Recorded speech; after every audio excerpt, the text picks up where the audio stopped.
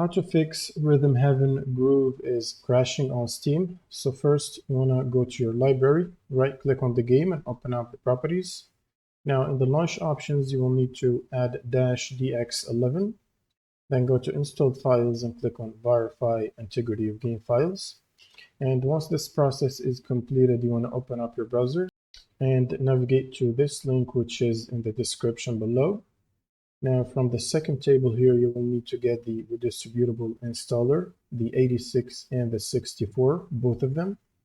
And once you finish this installation, it will require you to restart your system. So right after the computer restart, one thing you need to do is check if you have the latest GPU updates. So if you're using NVIDIA GPU like me, you can use the NVIDIA app.